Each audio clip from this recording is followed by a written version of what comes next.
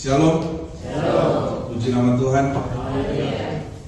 Mari kita langsung buka Alkitab kita di dalam kitab Mika pasal yang kelima, ayat yang ke-1 sampai dengan ayatnya yang kedua.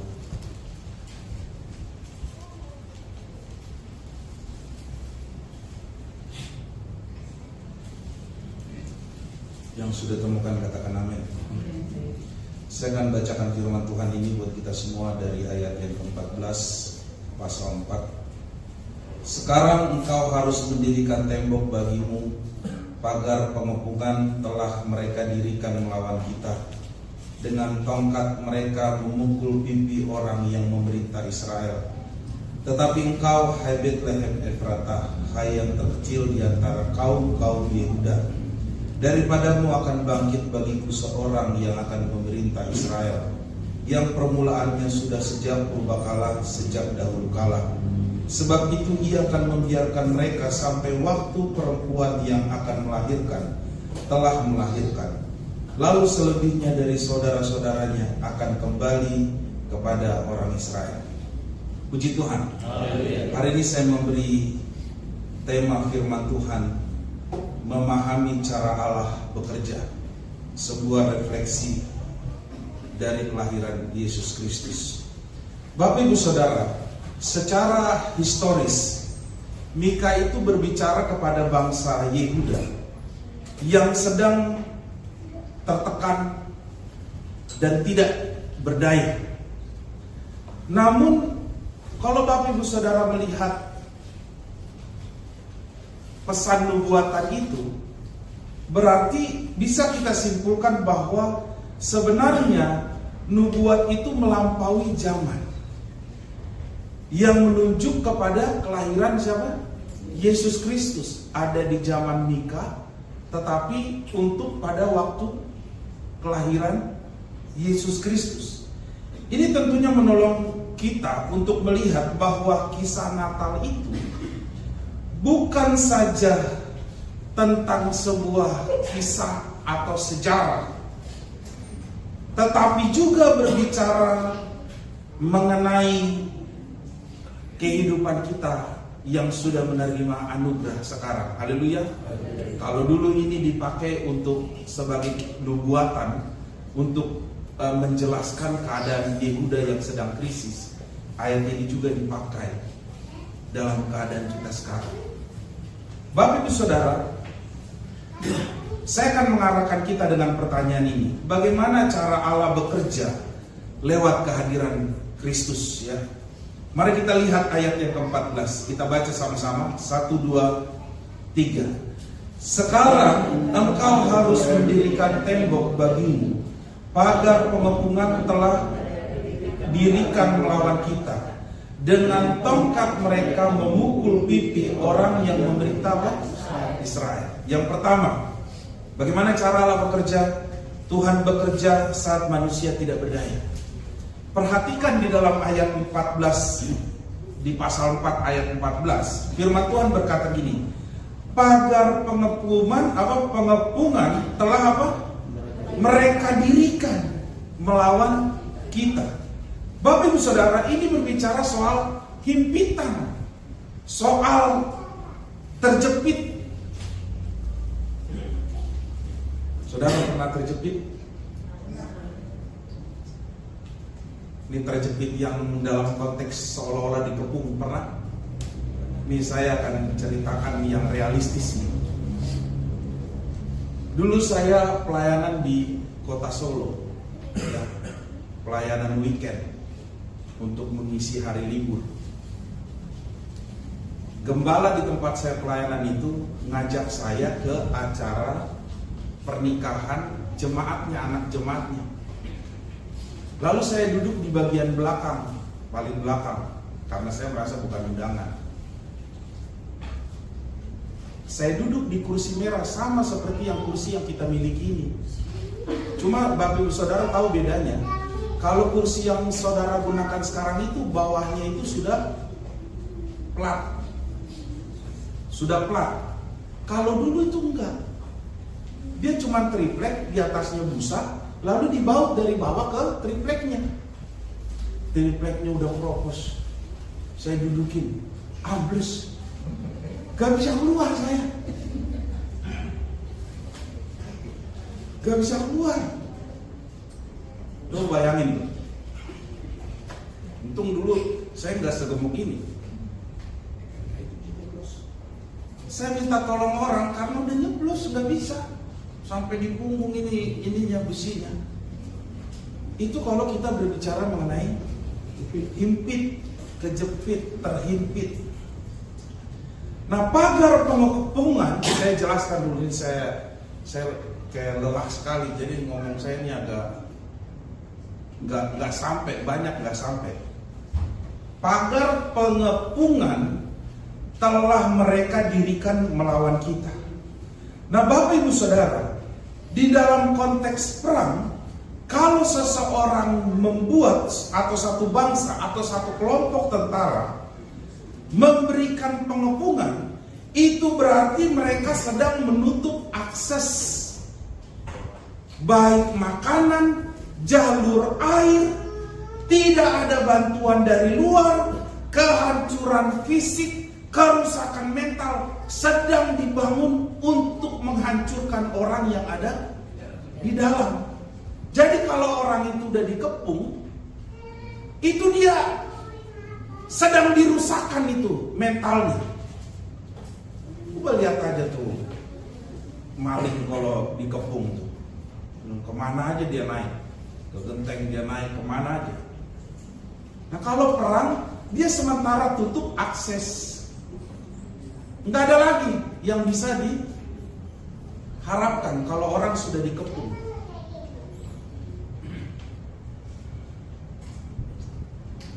Kemarin mau ibadah, saya pakai sepatu saya hitam.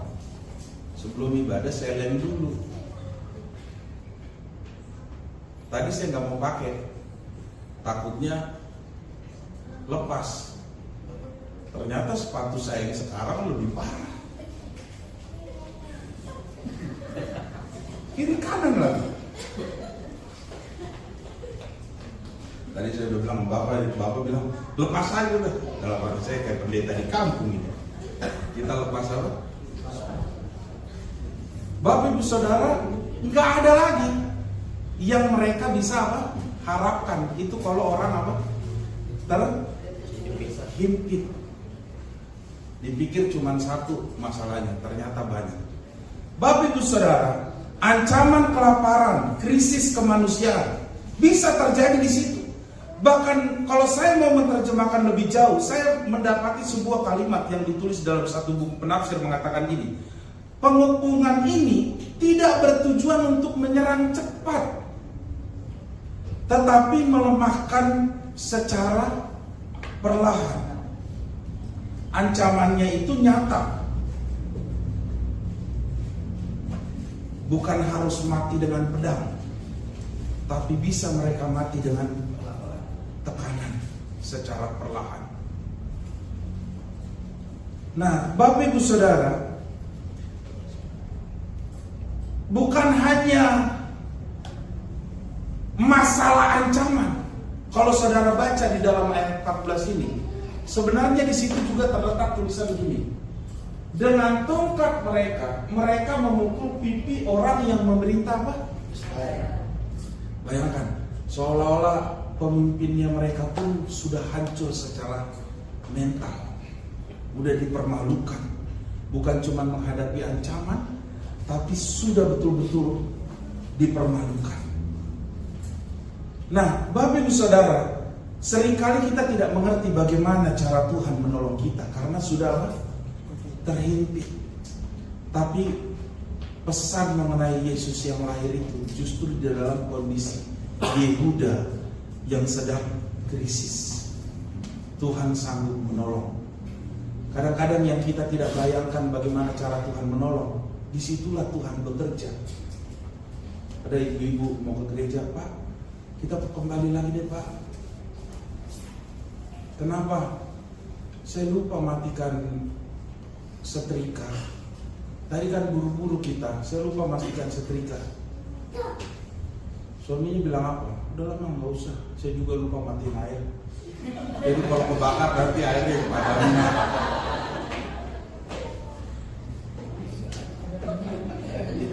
Jadi kalau kebakar otomatis mati.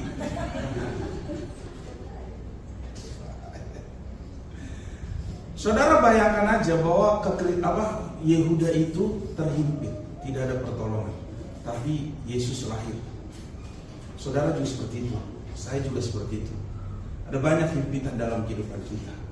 Tapi Tuhan bisa, seperti yang tadi saya katakan sebagai poin itu. Tuhan bekerja saat manusia tidak berdaya.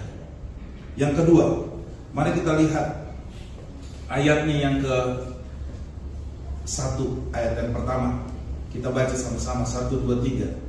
Tetapi engkau, hai Betlehem Efratah, hai yang terkecil di antara kaum-kaum Yehuda, daripadamu akan bangkit bagiku seorang yang akan memerintah Israel, yang memulainya sudah sejak purbakala, sejak dahulu kala. Yang kedua, bagaimana Allah bekerja?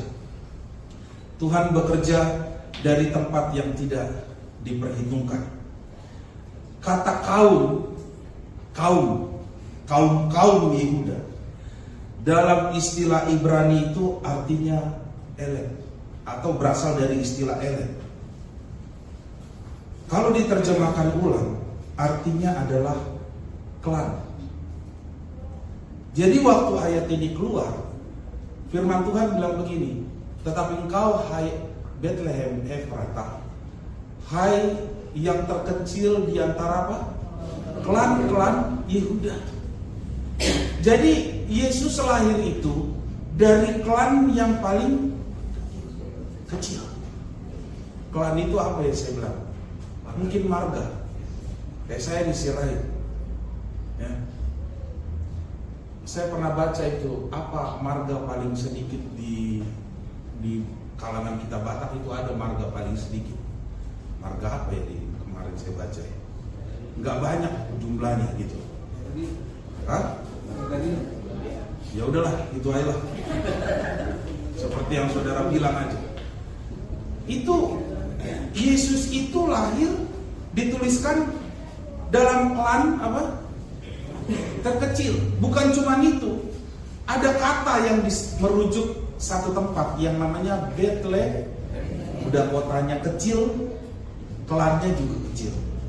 Betlehem itu adalah kota kecil, sederhana, tidak strategis, tidak memiliki pengaruh, tidak penting secara politik, tidak seperti Yerusalem. Tapi dia lahir di situ. Dan Yesus itu lahir di kandang domba, klan kecil, kota kecil di kandang domba. Kandang dombanya itu ada satu nama khusus untuk kandang domba itu. Sebenarnya kenapa di antara domba? Karena memang itu domba-domba korban ditaruh di situ. Dan Yesus menjadi orang yang salah satunya ada di situ.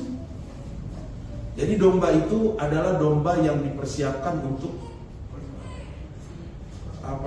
bait Allah. Dan Yesus menjadi salah satu di situ. Jadi korban, melambangkan itu. Nah Bapak Ibu Saudara, yang kedua ini Tuhan bekerja dari tempat yang tidak diperhitungkan. Tetapi coba saudara bayangkan, bukan bagaimana keadaan kita, bukan bagaimana kondisi kita, bukan siapa kita, tapi siapa yang mengangkat kita. Yang mengerti katakan haleluya. Bukan bagaimana kondisi kita sekarang. Mungkin orang bisa pandang remeh, tidak anggap. Tetapi bukan itu persoalannya. Tapi siapa yang mengangkat. Itu sebabnya orang percaya itu harus melihat kepada Yesusnya, bukan kepada kitanya. Kadang-kadang saya terus terang bilang ya, kadang-kadang sebel melihat kita orang gereja ini yang bagaimana ya, yang terlalu menurut saya mendramatisir. Misalkan begini, kalau Bapak Ibu Saudara berdoa, Tuhan lawat ibadah kami yang sederhana ini, ibadah kami yang kecil ini. persembahan kami yang kecil ini. Kenapa sih kita nggak bilang yang excited gitu? Ibadah kami yang luar biasa, akan lebih luar biasa. Kayaknya kita apa ya? Sementara menekan diri kita dengan perkataan kita yang gak ambisius. Ya. Ada seorang ibu bertanya. Ibu ini tujuannya mancing doang. Dia bilang begini, "Nak, apa lagu sekolah minggu untuk persembahan?" Lalu anaknya itu menjawab sambil bernyanyi. Lagunya, "Persembahan kami sedikit sekali." Lalu mamanya kasih uang, "Nih anak, sesuai dengan lagu aja." Gereja sesuai dengan lagu. Coba saudara bayangkan kalau Tuhan berpikir gitu, ibadah kami yang kecil ini. Kenapa kita lihat kecilnya? Ibadah kami yang luar biasa karena Tuhan hadir. Kenapa kita melihat sederhananya? Karena kita berpikir seperti itu terus. Bapak Ibu Saudara, saya bukan sedang supaya saudara terlalu hyper, enggak. Tapi mari kita berpikir lebih apa ya? Apalagi dengan melihat diri kita sendiri, pelayanan kita, bagaimana caranya lebih excited gitu, ya. Dan Tuhan bekerja itu dari yang tadi seperti tadi, bukan dari tempat yang hebat. Bahkan ketika dia, kalau kita lihat Zakaria pasal 9 ayat berapa itu? Ayat 9. Waktu dia mau masuk Yerusalem pun semua atribut kemewahan dia nggak pakai. Lahir di kandang domba, masuk Yerusalem pakai keledai. Ya. Tetapi saya mau bilang begini, ternyata dari tempat yang terkecil ini Tuhan mengangkat Yudea itu, Bethlehem Efrata itu, karena Yesusnya. Haleluya. Yang ketiga, yang terakhir. Saya tadi malam tidur jam 1, bangun jam 4. Kalau jadi. Yang ketiga, mari kita lihat ayat yang kedua. Kita baca sama-sama 1, 2, 3. Sebab itu Ia akan membiarkan mereka sampai waktu perempuan yang akan melahirkan telah melahirkan. Lalu selebihnya dari saudara-saudaranya akan kembali kepada orang Israel. Yang ketiga, Allah itu bekerja di dalam proses, bukan jalan pintas.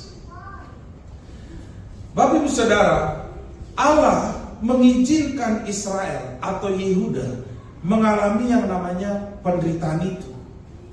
Bahkan Alkitab mengatakan begini, sebab itu Ia akan apa?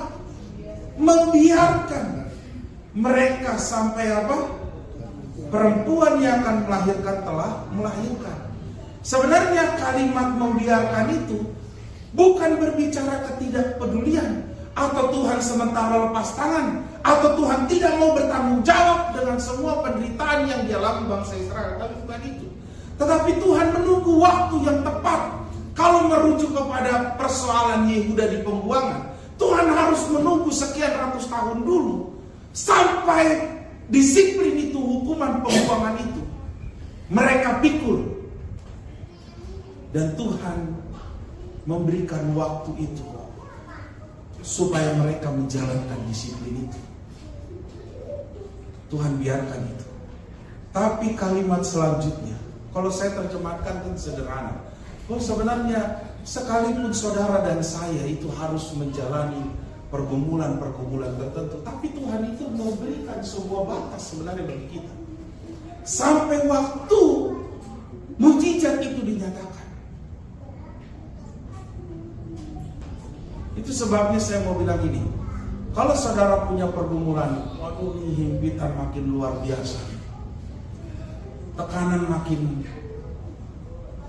hebat, ingat ini, bahwa kontraksi bersalin semakin intens kontraksi ibu bersalin, berarti semakin apa? Cepat apa? Akan semakin dekat masa bersalin. Jadi saudara berbicara saja di dalam iman, kita percayai saja di dalam iman, Tuhan, Tuhan ini kita udah makin luar biasa, tekanannya udah makin berat. Bilang aja itu artinya penderitaan kita sedang menuju mujizat. Kontraksinya makin berat, mujizatnya semakin dekat. Tepuk tangan untuk Tuhan Yesus. Ketika Allah seolah membiarkan, sebenarnya dia sedang bekerja dengan rencananya. Memang itu yang ditetapkan Tuhan. Bukan karena memang dia benar-benar mau membiarkan. Karena Tuhan mau mengerjakan rencananya di dalam seluruh kehidupan kita. Bahasanya mungkin memakai penderitaan, tetapi saudara bisa melihat begini, bahwa penderitaan itu dipakai Tuhan, tetapi Tuhan mengerjakan yang lainnya, yaitu mujizat. Itulah yang saya sebut rencana Tuhan. Saya sering mengatakan bahwa saudara dan saya tidak bisa melihat penderitaan di masa sulit saudara. Jangan melihat itu di masa sukar kita hari ini. Saudara jangan menilai Tuhan di dalam kondisi seperti itu. Tapi mari lihat Tuhan bagaimana Dia sedang bekerja di dalam kehidupan kita. Haleluya. Mari kita lihat ayat yang terakhir, ayat yang ketiga. Ini juga penting buat kita baca sama-sama. Kita baca 1, 2, 3. Maka Dia akan berdaya dan akan mengembalakan mereka dalam kekuatan Tuhan, dalam kemegahan Tuhan Allah. Mereka akan tinggal tetap, sebab sekarang Ia menjadi besar sampai ujung bumi. Bapak Ibu Saudara, mari perhatikan, dan akan menggembalakan mereka dalam apa? Kekuatan Tuhan. Buat saya kesimpulannya begini, paling sederhana cara berpikir orang percaya. Bukan persoalannya saudara punya kekuatan seberapa, bukan seberapa besar kemampuan saudara untuk melawan pergumulan saudara, bukan seberapa dasar saudara untuk memberikan perlawanan terhadap pergumulan, bukan itu. Kalau itu yang saudara pakai untuk menghadapi setiap tekanan dan pergumulan, ada waktunya saudara akan berkata, saya tidak bisa hadapi ini. Ini saya bukan level saya. Tapi karena ini, karena Dia menggembalakan kita dengan kekuatannya yang luar biasa. Jadi buat saya begini, ternyata kekuatan kita itu tidak menjadi penting ketika Tuhan sudah memimpin hidup kita. Haleluya.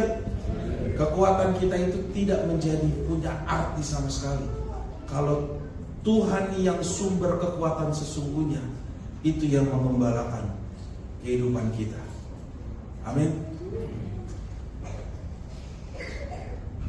Jadi mari kita melihat bahwa Tuhan itu bekerja dengan cara yang luar biasa, di luar kendali kita.